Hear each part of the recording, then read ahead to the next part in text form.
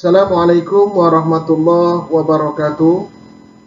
Alhamdulillah wassalatu wassalamu ala Rasulillah wa ala alihi wa sahbihi wa mawalah. Wala haula wala quwwata illa billah, amma ba'du. Pada hari ini materi kita adalah pengertian metodologi penelitian hukum. Jika kita lihat metodologi penelitian hukum, ketika kita pisahkan itu ada 3 kalimat. Yang pertama adalah metodologi, yang kedua adalah penelitian, dan yang ketiga adalah hukum. Mari kita lihat dan kita bahas satu persatu.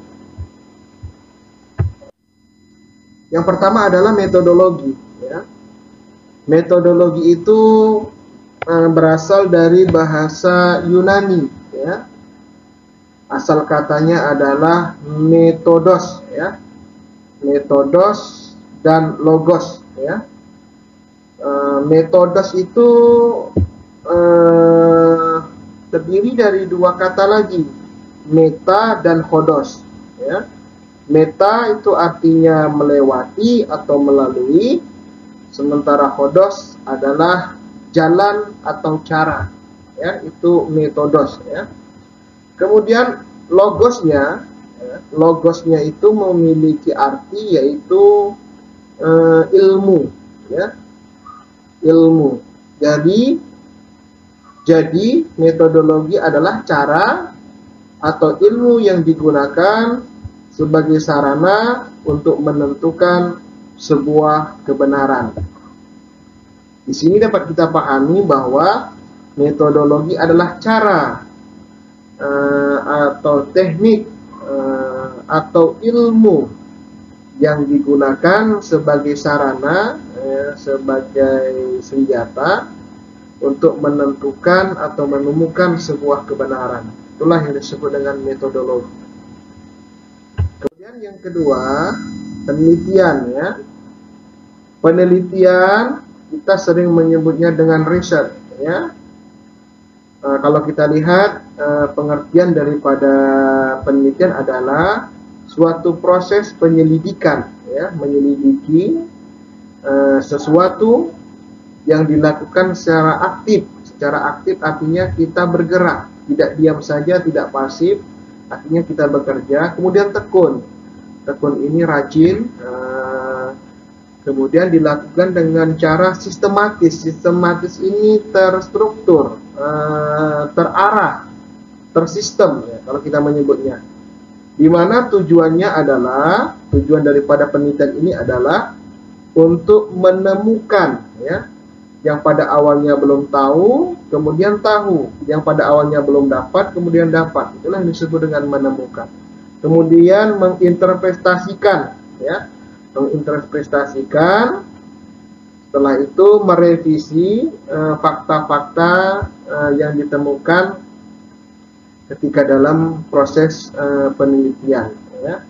Merevisi fakta-fakta, ya, merubah fakta-fakta yang ada.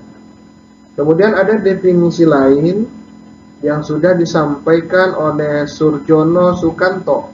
Ya, Surjono Sukanto mendefinisikan penelitian itu adalah suatu kegiatan ilmiah. Ya, suatu kegiatan artinya yang bersifat ilmiah. Ilmiah itu apa? Ilmiah itu adalah rasional. Rasional itu masuk akal, ya, rasio, bisa diterima oleh akal.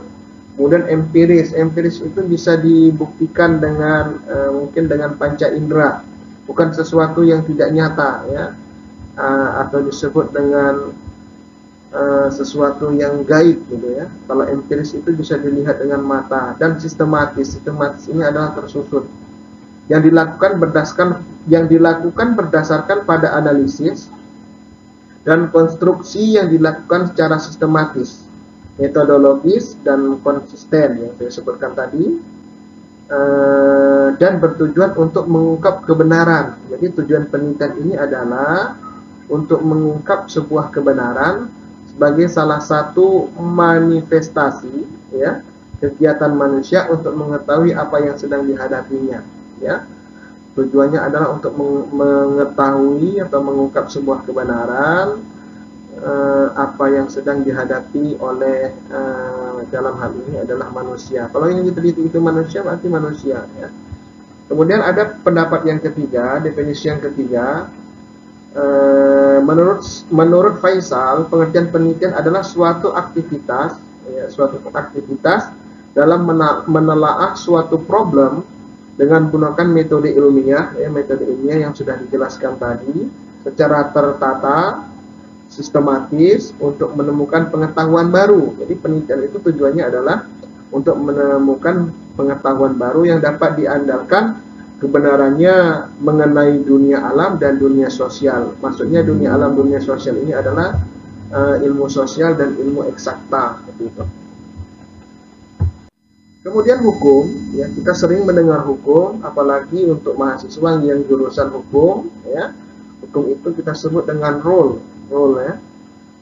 Rule itu atau hukum itu menurut Sudikno adalah sebagai kumpulan peraturan-peraturan atau kaidah-kaidah dalam suatu kehidupan bersama. Keseluruhan peraturan tentang tingkah laku yang berlaku dalam kehidupan bersama, yang dapat dipaksakan pelaksanaannya dengan suatu sanksi. Jadi hukum itu sifatnya memaksa, kemudian dia bisa memberikan sanksi bagi yang melanggarnya. Kemudian menurut Utrecht, ya, hukum itu adalah himpunan peraturan-peraturan atau perintah-perintah dan larangan-larangan. Biasanya peraturan itu bisa berbentuk perintah, bisa berbentuk larangan yang mengurus tata tertib suatu masyarakat, dan oleh karena itu harus ditaati oleh masyarakat. Peraturan itu dibuat untuk masyarakat, kan harus ditaati oleh masyarakat. Itu yang disebut dengan hukum. Maka dapat kita simpulkan yang disebut dengan metodologi penelitian hukum adalah pada dasarnya merupakan suatu kegiatan ilmiah, ya, yang ilmiah sudah disebutkan tadi, yang didasarkan pada metode, sistematika, dan pemikiran tertentu, yang bertujuan untuk mempelajari satu atau beberapa gejala hukum tertentu dengan jalan menganalisisnya. Kecuali itu, maka juga diadakan pemeriksaan yang mendalam terhadap fakta hukum tersebut, untuk kemudian mengusahakan suatu pemecahan atas permasalahan-permasalahan yang timbul di dalam gejala yang bersangkutan.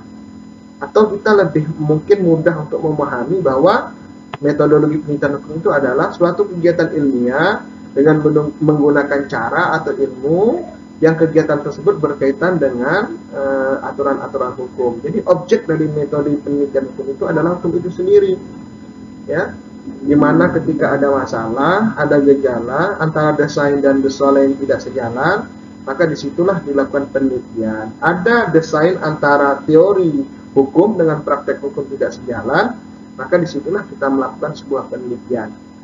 Nah, mungkin untuk pengantar pengertian daripada metodologi penelitian hukum sampai di sini, mudah-mudahan bermanfaat.